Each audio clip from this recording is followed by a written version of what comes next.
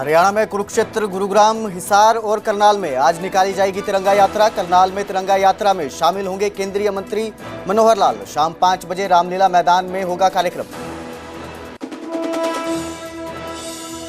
पंजाब के कपूरथला में शहीद हुए दादरी के समसपुर गांव के जवान मनोज फोगाट का पार्थिव शरीर आज पहुंचेगा गांव। राजकीय सम्मान के साथ किया जाएगा अंतिम संस्कार। यमुनानगर में मासूम से दरिंदगी के आरोपी को फांसी की सजा। पिछले साल 6 साल की मासूम की दरिंदगी के बाद की गई थी हत्या। गोलियों की गूंज से दहल उठा सोनीपत। अज्ञात बदमाशों ने 2 युवकों पर चलाई ताबड़तोड़ गोलियां। फायरिंग में एक की मौत, एक युवक जख्मी। पुरानी रंजिश के चलते हत्या की आशंका। भिवानी में देह व्यापार का भंडाफोड़। नए बस स्टैंड के पास होटल में रेड। 17 युवक युवतियों को किया गया गिरफ्तार।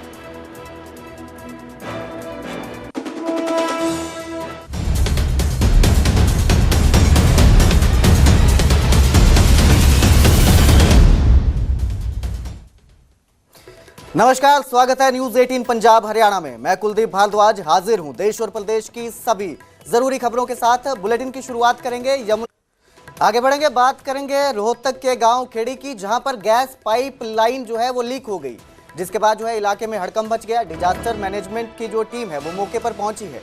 लीकेज को कंट्रोल किया जा रहा है। दिल्ली रोहतक नेशनल हाईवे पर ये गांव मौजूद है। वाहनों को गांव के अंदर से डाइवर्ट किया गया है। फिलहाल जो स्थिति है वो नियंत्रण में बताई जा रही है। तो रोहतक के गांव खेड़ी साध में गैस पाइपलाइन जो है वो लीक हुई है। डिजास्टर मैनेजमेंट की टीम मौके पर पहुंची है और इस लीकेज को कंट्रोल करने की जो है कोशिश की जा रही है, कंट्रोल किया जा रहा है। ये जो गांव है ये दिल्ली रोहतक नेशनल हाईवे पर मौजूद है।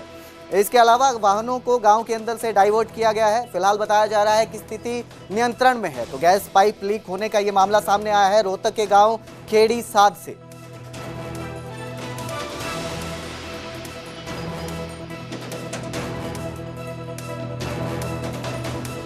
तो इस खबर पर रोहतक से धीरेन्द्र चौधरी मेरे सहयोगी मेरे साथ जुड़े हैं। तो धीरेन्द्र, मैं जानना चाहूंगा कि जैसे ये गैस पाइप लीकेज हुई है, इसके बाद इलाके में किस तरह का माहौल है, कैसी स्थिति है?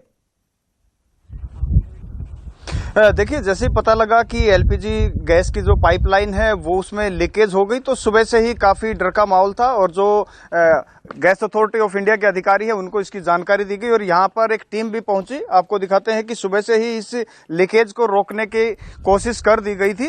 हालांकि अभी तक कामयाबी नहीं मिल पाई है, लेकिन जो बड़ी खबर ये है कि पूरी तरह से स्थिति कंट्रोल में है, क्योंकि दोनों तरफ से गैस पाइपलाइन की जो सप्लाई थी उस सप्लाई को रोक दिया गया है। लेकिन जो जहां पर लीकेज हुई थी उस लीकेज को उस पाइप को रिपेयर करने का काम फिलहाल चल रहा है। तो आपको तस्वीरें दिखाते हैं कि कितनी बड़ी स्थिति यहां पर बन गई थी कि जो नेशनल हाईवे नंबर 9 का रोड है उस रोड को भी बीच में काटना पड़ा। और आपको कुछ तस्वीरों में नजर भी आ रहा होगा कि पानी के अंदर से अभी भी गैस की लीकेज की तस्वीरें दिखाई पड़ रही है। हालांकि जो पीछे से सप्लाई है उसको रोक दिया गया है। अभी इसको पानी निकाला जाएगा। पानी निकालने के बाद जो पाइपलाइन लीक था उसको रिपेयर किया जाएगा। लेकिन गनीमत यह रही कि कोई बड़ा हादसा नहीं हुआ। समय रहते हुए जानकारी मिल गई थी और अधिकारी मौके पर पहुंच गए थे।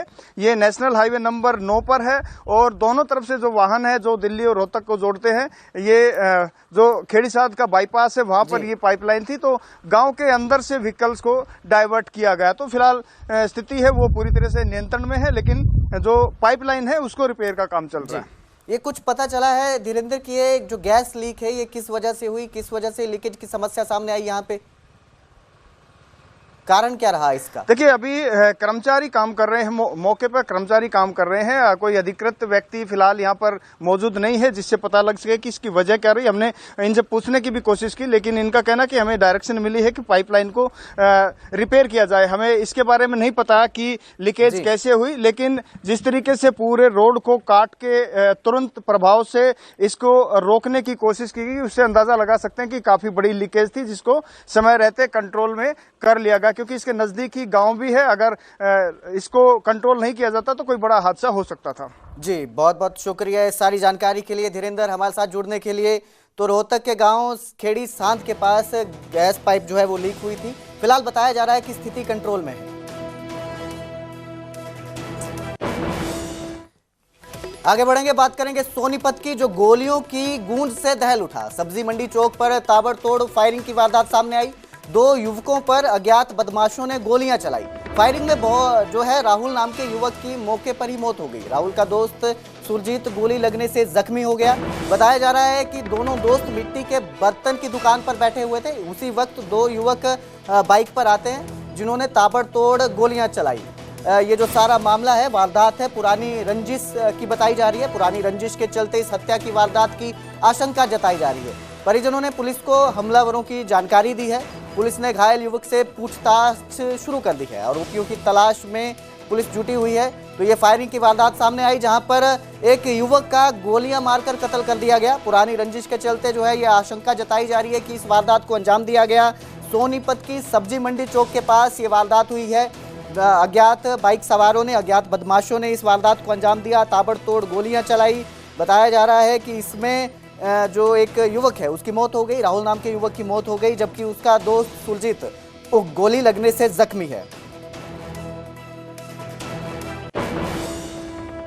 दुकान पे और दुकान में 2 बंदे आए, एक मुंह का कपड़ा बांध रहा था, उसने आगे फायर कर दी। कोई रंजिश है क्या आपकी? मेरी तो कोई रंजिश नहीं। जी यहाँ पे बैठे थे, अल्ट्रा तो घर पे थी और ये देखने वाले नहीं कह रहे थे, यहाँ पे खड़े होकर सामने गोली मार कर गया। और वो आदमी पैदल गया है, पीढ़ी सी वो बांध रहे थे और आगे जाके मोटरसाइकिल पे बैठाए।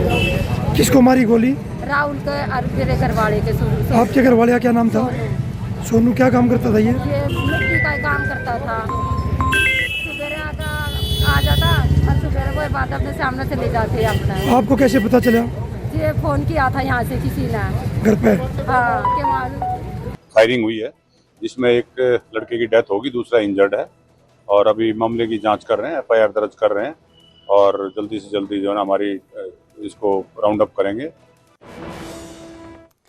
कुरुक्षेत्र के झांसा रोड पर दर्दनाक हादसा सामने आया। फ्लावर सिटी में माली के तौर पर काम कर रहे 24 साल के रोहित की झंडा लगाते वक्त करंट लगने से मौत हो गई। लोहे के पोल से झंडा लगाते वक्त ऊपर से गुजर रही हाई वोल्टेज लाइन से उसकी जान चली गई। परिजनों ने कोलोनाइजर और ठेकेदार पर जबरन झंडा लगवाने का आरोप लगाया है। पुलिस ने BNS धारा 106 के तहत 3 के खिलाफ मामला दर्ज कर जांच शुरू कर दी है। करीब 2 साल से ये फ्लावर सिटी कंपनी है जिट रोड पे, इसमें काम करता था मजदूरी का। सुपर का काम था उसका। अभी कह रहे हैं अभी वो माली का काम भी लेते थे उससे, चलो कोई बात नहीं, वो तो कंपनी है भाई, अपने एम्प्लॉय से काम ले ले, कोई बुराई नहीं। अब इन्होंने कंपनी वालों ने, फ्लावर सिटी वालों ने एक नई कॉलोनी काटी है भद्रकाली मंदिर के बैक साइड में। ये अपने एम्प्लॉयजों को यहाँ से उसमें वर्धमान सिटी में ले गए। झंडे वगैरह उनका फ्लैग फ्लूग लगवा रहे थे, झंडे गाड़ रहे थे। वो झंडे जो गाड़ रहे थे वो लोहे की पाइपों में झंडे गाड़ रहे थे वो। और तकरीबन वो लोहे की पाइपें इनकी जनाब 15-15, 16-16 फुट की लंबी ऊंची वो पाइपें हैं। और देखो इनकी लापरवाही देखो जी, उसके हाई टेंशन तार के बिल्कुल नीचे उससे वो फ्लैग गड़वा का काम कर रहे थे, जो पाइप थी लोहे की, भी यहाँ गाड़ना है। वो जब वो उसको गाड़ने लगे, जब वो पाइप उठाई तो पाइप बिजली तो वैसे ही 2-3 फुट से तो वैसे ही दूर से खींच ली, जितनी तगड़ी पावर है बिजली। वो लड़का वहीं मौके पे ही ख़त्म हो गया जी, उसी टाइम वहाँ मौके पे वो ख़त्म हो गया। इसमें एक नौजवान लड़के की डेथ हो गई है और ये बिशनगढ़ के पास भद्रकाली मंदिर है। मंदिर की बैक साइड में ना वर्धमान सिटी है। वर्धमान सिटी के जो ओनर है हरीश और संदीप जैन, उनके खिलाफ FIR रजिस्टर्ड है। जो मृतक का भाई है, मृतक का भाई है दीपक की कंप्लेंट पे हमने एक FIR रजिस्टर्ड करी है। इसके खिलाफ कंप्लेंट कराई है उन्होंने। इसमें जो ओनर है ये अपना वर्धमान सिटी के ओनर है हरीश और संदीप जैन, इसके खिलाफ उन्होंने कंप्लेंट दर्ज। देश के रक्षा मंत्री राजनाथ सिंह गुजरात के भुज एयरबेस पहुंचे हैं। रक्षा मंत्री राजनाथ सिंह वायुसेना प्रमुख भी उनके साथ मौजूद हैं। तो भुज एयरबेस में जवानों से वो मुलाकात कर रहे हैं। रक्षा मंत्री राजनाथ सिंह इस वक्त भुज एयरबेस में पहुंचे हैं। उनके साथ वायुसेना प्रमुख भी मौजूद है। भुज एयरबेस में जवानों से मुलाकात करेंगे। तो इससे पहले भी राजनाथ सिंह जो है वो आदमपुर में जवानों से मुलाकात कर चुके हैं। ऑपरेशन सिंदूर के बाद जो है, ऑपरेशन सिंदूर की कामयाबी के बाद से राजनाथ सिंह जो है सेना के जवानों से मुलाकात कर रहे हैं। ऑपरेशन सिंदूर की कामयाबी पर उनको बधाई दे रहे हैं, मुबारकबाद दे रहे हैं। इसके अलावा जो है आदमपुर में भी कुछ दिन पहले जो है राजनाथ सिंह पहुंचे थे। सेना के जवानों के बीच उन्होंने उनसे बातचीत की, मुलाकात की। तो आज जो है गुजरात के भुज एयरबेस पर रक्षा मंत्री राजनाथ सिंह पहुंचे हैं। वायुसेना के प्रमुख भी उनके साथ मौजूद है, जहां पर ये सेना के जवानों के साथ बातचीत करेंगे, मुलाकात करेंगे। कल जो है वो श्रीनगर एयरबेस पहुंचे थे राजनाथ सिंह। तो ऑपरेशन सिंदूर की कामयाबी के बाद लगातार जो है राजनाथ सिंह सेना के जवानों के साथ मुलाकात कर रहे हैं। उनकी बहादुरी को, उनके जज्बे को सलाम किया जा रहा है। ऊंचे पहाड़ों में जो जंगल्स हैं वहाँ पर हमारी डोमिनेशन पार्टीज कंटिन्यूसली डिप्लॉयड थी। 12 तारीख की रात को शोपियां के इलाके में जो काटोहलन फॉरेस्ट है और स्पेसिफिकली केलर के एरिया में हमारे को इनपुट आया कि एक टेररिस्ट ग्रुप वहाँ पर हो सकता है। तो जो पार्टीज़ वहाँ पर डोमिनेशन के लिए पहले से ही डिप्लॉयड थी काफ़ी टाइम से, उन्होंने अपने आप को रिलोकेट किया, उस जगह के ऊपर फोकस होके क्लोज इन हुए। और सुबह के टाइम पे जब उनको वहाँ पर 13th की मॉर्निंग को जब एक सस्पिशियस मूवमेंट दिखाई दी तो पार्टीज़ ने क्लोज इन करके उनको चैलेंज किया। और चैलेंज करने के ऊपर जो है जो टेररिस्ट थे उन्होंने तुरंत फायर खोला। उसके बाद एक एनकाउंटर स्टार्ट हुआ, लेकिन पार्टीज़ ने क्लोज इन करके उनको न्यूट्रलाइज किया। तो ये जो ऑपरेशन था ये हायर रीचेस में काफ़ी ऊंचाई के इलाके के ऊपर हुआ और काफ़ी डिफ़िकल्ट एरिया था जहाँ पर इस किस्म के ऑपरेशन को अंजाम दिया गया। जो सेकेंड ऑपरेशन था जो कि त्राल के इलाके में हुआ था, उसका टेरेन बिल्कुल डिफरेंट है, जो कि एक गांव के अंदर था। तो उसी में इनपुट आई कि शायद एक टेररिस्ट ग्रुप जो है एक गांव के नाडर के इलाके में गांव के अंदर कुछ टाइम के लिए सेटल्ड है और इमीडिएटली उस विलेज को कॉर्डन किया गया। जब कॉर्डन लग रहा था तो ये टेररिस्ट जो है उन्होंने अलग अलग घर के अंदर पोजीशन ले ली और फायर करने की कोशिश की, और रादर फायर किया। और उस टाइम पे हमारा चैलेंज था कि जो सिविलियंस हैं, जो इनोसेंट, जो वहाँ पर बच्चे, फैमिलीज, बुजुर्ग हैं, उनको वहाँ से निकाला जाए। तो पहले उनको सेफली उस जगह से निकाला गया और उसके बाद सिस्टमेटिकली तरीके से सर्च करी गई एक एक घर को, और एक एक करके अलग अलग जगह के ऊपर इन 3 टेररिस्ट को न्यूट्रलाइज किया गया। तो इस तरीके से ये दोनों जो ऑपरेशंस थे ये डिफरेंट काइंड ऑफ टेरेन में हुए हैं। एक जंगलों में और ऊंची जगहों पर हुआ है, दूसरा जो है वैली फ्लोर के अंदर और गांव के अंदर हुआ है। लेकिन दोनों ऑपरेशंस को सक्सेसफुली जो अंजाम दिया गया वो शो करता है कि सिक्योरिटी फोर्सेस टेररिस्ट कहीं भी हों उनको ढूंढेंगे और न्यूट्रलाइज करेंगे। तो जिन ट्रुप्स ने इसके ऊपर इन दोनों ऑपरेशंस को कामयाब बनाया, मैं उनको कॉम्प्लीमेंट करना चाहता हूं। और इसको करने के लिए जो हमारी इंटेलिजेंस एजेंसीज़ हैं उनके टाइमली इनपुट से भी हमें बहुत इनको कामयाब बनाने में मदद मिली है। जहाँ तक जो टेररिस्ट न्यूट्रलाइज हुए हैं उनके नाम आप सब जानते हैं। इनमें जो सबसे जो शोपियां वाले इलाके में जो था शाहिद कुट्टे, आपको पता होगा कि वो पिछले 2 मेजर टेररिस्ट अटैक में, जिसमें कि हीरपुरा गांव के एक सरपंच को मारा गया था और एक रिजॉर्ट के ऊपर एक जर्मन टूरिस्ट को ऊपर अटैक हुआ था, इन दोनों में इन्वॉल्व था। बाकी फंड रेजिंग और बाकी एक्टिविटीज़ में इसका बड़ा हाथ था। जो उसका दूसरे एसोसिएट था वो भी एक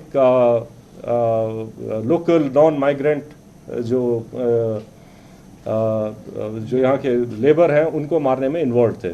तो इसी तरीके से जो इन दोनों जो मॉड्यूल्स को जो न्यूट्रलाइज किया गया है उससे जो है इन तंजीमों को जो है काफ़ी झटका लगेगा और यहाँ पे जो है टेरर एक्टिविटीज़ और नॉर्मलसी लाने में मदद मिलेगी। So I rest here.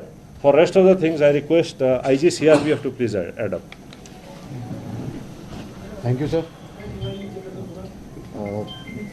जैसे आप सबको ऑपरेशनल डिटेल्स के बारे में बताया जा चुका है, ये जो अभी 2 बड़े ऑपरेशंस और मुठभेड़ हुई हैं, सबसे पहले में हमारी जो सिक्योरिटी एजेंसीज़ हैं, आर्मी की तरफ से RR, JK पुलिस और CRPF, उन सब के जवानों और ऑफिसर्स जिन्होंने, और साथ ही साथ में इंट एजेंसीज़ जिन्होंने बड़ी मेहनत के साथ में इंट को डेवलप करके और उसके ऊपर जो ऑपरेशंस हुए हैं उस सफलता के लिए मैं सभी को कॉम्प्लीमेंट करना चाहूँगा। इसके साथ ही ये जो अभी लगातार ऑपरेशंस बने हैं पिछले कुछ समय में, ये जो सभी सिक्योरिटी फोर्सेस के बीच के का जो एक प्रभावशाली समन्वय है, ये उसका एक प्रत्यक्ष प्रमाण है और उसी कोऑर्डिनेशन और एग्जीक्यूशन जो प्रोफेशनल है उसकी वजह से ही हम इन सफल ऑपरेशंस को कारगर कर पाए हैं। आगे आने वाले समय में भी मैं पूरा विश्वास आपको दिलाता हूं कि ये जो कोऑर्डिनेशन हम सबका, ये सभी सिक्योरिटी फोर्सेस और इंटेलिजेंसीज का लगातार जो बना है आगे भी बनेगा, आगे भी रहेगा, जिसकी वजह से हम सफलतापूर्वक कश्मीर, जम्मू एंड कश्मीर से आतंकवाद का पूरी तरह से सफाया कर सकेंगे। एक बात और, मैं यहाँ की पब्लिक है, मैं उनका भी धन्यवाद करना चाहूँगा। हम सभी सिक्योरिटी फोर्सेस की तरफ से मैं उनका धन्यवाद करना चाहूँगा कि उनके सहयोग के बगैर इस तरीके की सफलता और आतंकवाद का सफाया करना मुश्किल ही नहीं, नामुमकिन है। और इस सफलता तो शोपियां में एनकाउंटर के बाद ये सेना की जो थी प्रेस कॉन्फ्रेंस थी, सेना और पुलिस की लाइव जो प्रेस कॉन्फ्रेंस थी, जिसमें उन्होंने ऑपरेशन के बारे में जानकारी दी। आगे बढ़ेंगे, बात करेंगे दिल्ली की। दिल्ली में तुर्की के खिलाफ जबरदस्त प्रदर्शन हुआ। तुर्की के खिलाफ सड़कों पर स्वदेशी जागरण मंच जंग में पाकिस्तान का साथ देने पर जो है रोष जताया जा रहा है। तो दिल्ली में जबरदस्त प्रदर्शन देखने को मिल रहा है। तुर्की के खिलाफ जबरदस्त प्रदर्शन देखने को मिल रहा है। तुर्की के खिलाफ सड़कों पर स्वदेशी जागरण मंच उतरा है। जंग में पाकिस्तान का साथ देने पर जो है वो रोष जताया जा रहा है।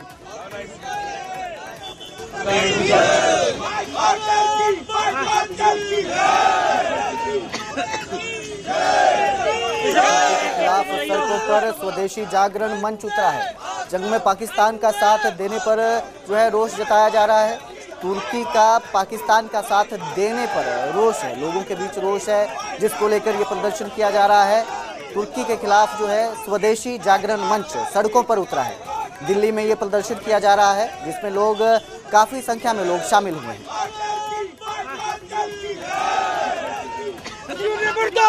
स्वदेशी विकास चौधरी,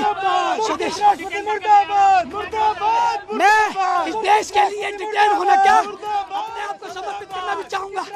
और स्वदेशी जागरण मंच अपने लोगों से आह्वान करता है कि टर्की का अपने वस्तुओं का बहिष्कार करे और इस टर्की को बताए कि ये भारत से किस प्रकार लड़ाई लड़ी है, जिसने पाकिस्तान जैसे आतंकवादी देश का समर्थन करा है और हिंदुस्तान को के ऊपर हमला करने के लिए ड्रोन दिए हैं। आज पूरा हिंदुस्तान सड़कों पर उतर के टर्की का विरोध करता है। मोदी जी ने मिशन 2 चलाकर उसकी मदद करी थी, पर वो गद्दार निकला, उसका बहिष्कार करते हैं। आज हमें गिरफ्तार होना पड़े, कुछ भी करना पड़े, पर टर्की का बाइकआउट करेंगे, टर्की के सामान का बाइकआउट करेंगे, जो आतंकवादी देश उसका बाइकआउट करेंगे। मिशन दोस्त मोदी जी ने चलाया था, मोदी जी ने दोस्ती निभाई थी, सबसे पहले मोदी जी ने उसकी मदद करी थी, पर वो गद्दार निकले, उन्होंने मदद करी पाकिस्तान की हिंदुस्तान पे हमला करने के लिए। तो ऐसे गद्दार दोस्त को उसकी औकात दिखानी है और उसका बाइकआउट करना है, बहिष्कार करना है उसका। तो इस बुलेटिन में फिलहाल इतना ही, मुझे दीजिए इजाजत। देखते रहिए न्यूज़ 18 पंजाब हरियाणा।